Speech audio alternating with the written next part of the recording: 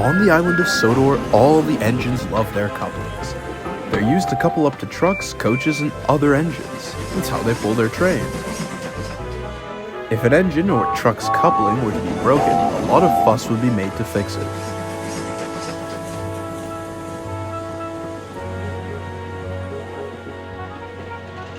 One day, Diesel was at the yards pushing some trucks, while Gordon was getting washed for his next train.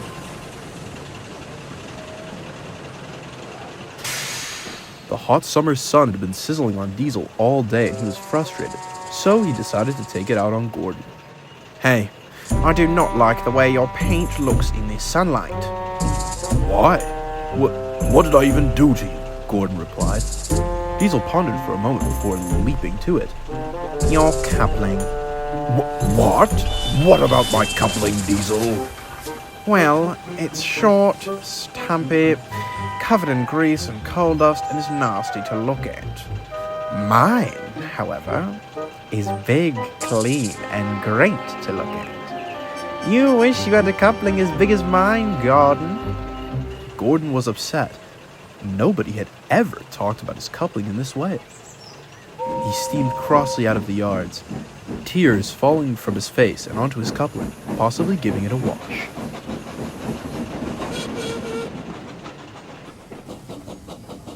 Gordon was sad for the rest of the day. Diesel had told the other engines about his coupling, and they were teasing him for it.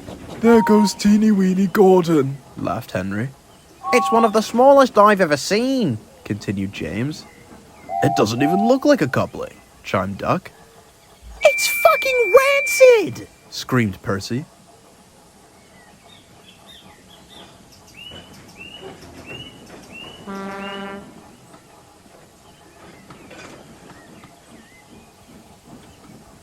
"Well, your coupling's not that small, Gordon," observed Thomas.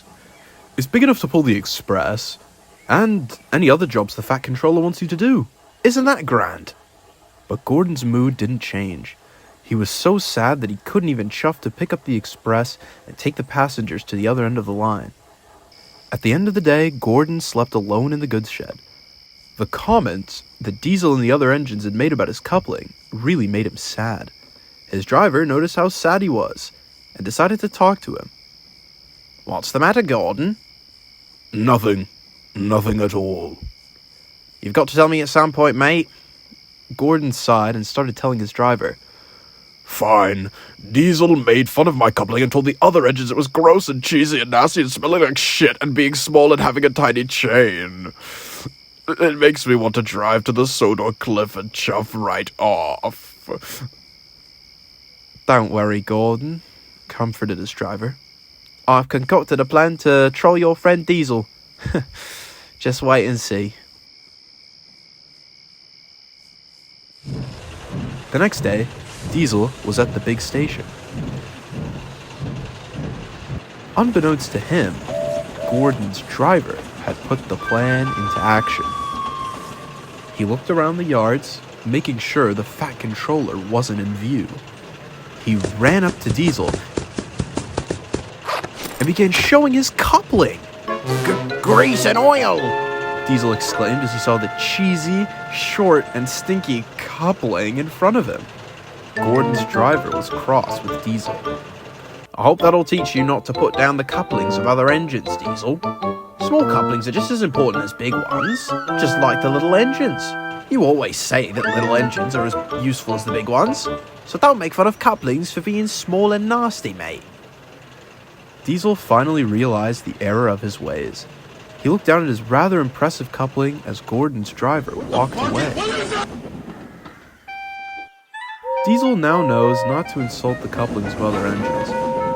I do hope he's learned his lesson. Don't you?